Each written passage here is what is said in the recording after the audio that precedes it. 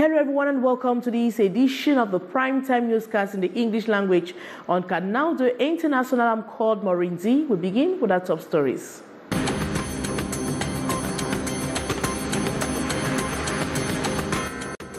Ongoing projects under construction initiated by the DOUALA City Council are reportedly on a slow pace, with contractors yet to reach a 100% deadline.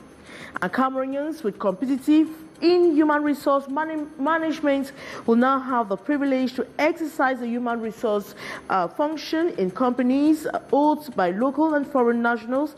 Especially, there are reports that their role is generally undermined. Those are major stories. Details right ahead.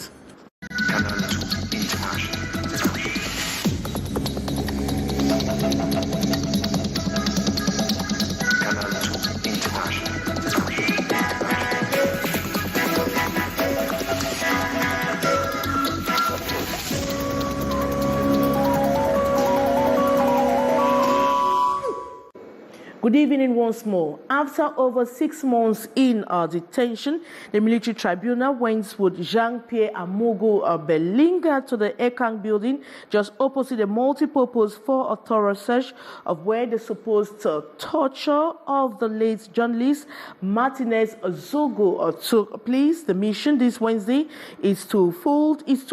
First, to explore all the nooks and crannies of the basement of supposed torture site, and later on working session at the 9th floor office to put together the many bits and pieces together. One person with length was also asked a question in the process: has his permanent secretary or personal assistant, most were in camera sessions, an indication that Amogo Belinga's imprisonment in connection with the Martinez Zogo affair is still under investigation. Bringing more in our subsequent editions of newscasts. And the city of DOUALA is under the assault of pothole-infested roads that make a movement a veritable nightmare for its inhabitants. According to denizens, the roads that are in a permanent state of disrepair are replete with many potholes, some of which are yawning into craters. More in the following story. This is a stretch of road that links up to Ndokoti, Ipede, Kilometre Seng, and Kamyabasi in the city of DOUALA. It is difficult to drive through this stretch, especially because one of the crater-like pothole that continues to wax luxuriously with the passage of time. Filled with large volumes of rainwater, the potholes could be veritable death traps for reckless drivers and bike riders. Car owners are compelled to do a gentle dance as they swim across the pothole, putting their engines at risk. Check the position of my car, just because I want to escape from the pothole. Despite the bad nature of the roads, we are still harassed by control agents. Our engines are constantly damaged. We want government to come to our rescue. We are constantly in tears as we drive through such bad state of roads in the city of DOUALA. We can't circulate well. Our vehicles are constantly damaged, caused by the bad state of roads. The fallout of this go-slow are heavy traffic jams that keeps denizens in one spot for long. In an attempt to stem the tides, drivers use the least passage here in this filling station. If this is the same situation at Dongbong, Sokave, the degraded roads are annoying. Some drivers cried out. The sound I get from my vehicle is a signal I have to visit the garage. It constantly destroys our vehicles. The roads are bad. We can't continue like this. The same scenario obtains in Gramolang and many other neighborhoods in DOUALA. Many city dwellers who spoke to us wondered why government has continued to shift its responsibility over road maintenance in Cameroon's economic city, DOUALA. And ongoing projects under construction in Cameroon's economic city, DOUALA, are reportedly on a slow pace, with contractors yet to reach a 100% deadline. Major obstacles linked to limited finances, poor weather, and a lot more were raised to the Grand Councillors of the DOUALA City Council on a fact-finding and evaluation tour to some of these projects. More in the following story. The non-respect of contract terms marked by poorly executed projects and the floating of deadlines as well as poor weather constitute the problems of ongoing rehabilitation projects in the city of DOUALA. These diagnoses, DOUALA Grand Councillors meet during a fact-finding and evaluation visit to the sites of some 11 projects in the city of DOUALA, October 17, 2023. Nous avons aussi visité certains chantiers. Most of the projects we visited are still under construction. We simply told the contractors to accelerate work, even though some of them asked for 8 additional months. But we insisted for them to respect their contract terms and work within that time frame, so the population too can benefit from some of these projects. Most of the problems are linked to urban disorder, what we have been fighting for decades now. But we will not relent our efforts in fighting urban disorder. The projects include the rehabilitation of some roads, a crematorium of Bois de Senge, a rehabilitation of gutters at Mashionyong, and the construction of leisure parks, among others. At each stage of the visit, the councillors exchanged with the contractors, urging them to respect all the terms of the contract, including deadlines and conventional norms. The calls on them to do quality work so that money shouldn't be spent in the near future to execute the same projects. Some of the projects visited telltale signs of progress, yet a lot remains to be done in order to hit 100% execution rate. The visit to the project sites is in build-up to DOUALA City Council session slated to take place in the coming days. And Cameroonians with competence in human resource management will now have the privilege to exercise their human resource function in companies owned by local and foreign nationals. Especially, there are reports that their role is generally undermined in Cameroon.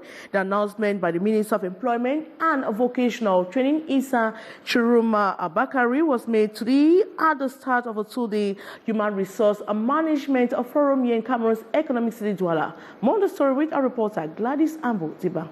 Many enterprises in Cameroon are reportedly still functioning without assigned human resources managers, whereas they play a key role in enterprise development.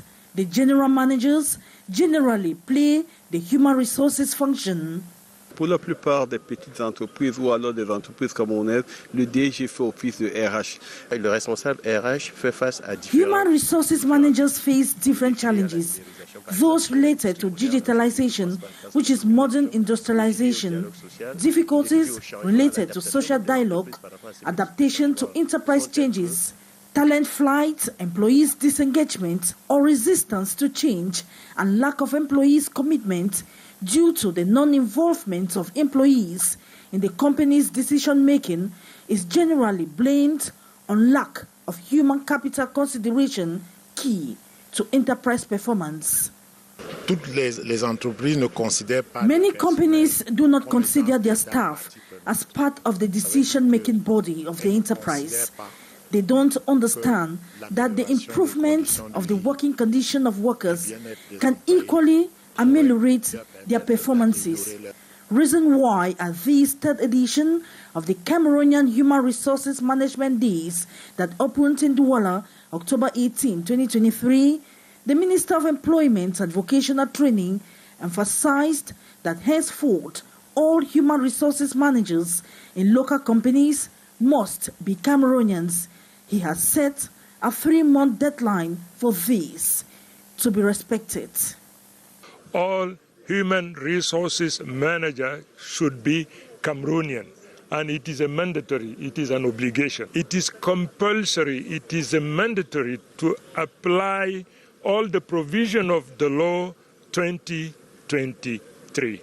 If at any given time you feel threatened, your government is there to give you the support you need, because what you are doing it on behalf of the government. For 2 days, the human resources managers will discuss challenges and perspectives in the face of societal and enterprise change.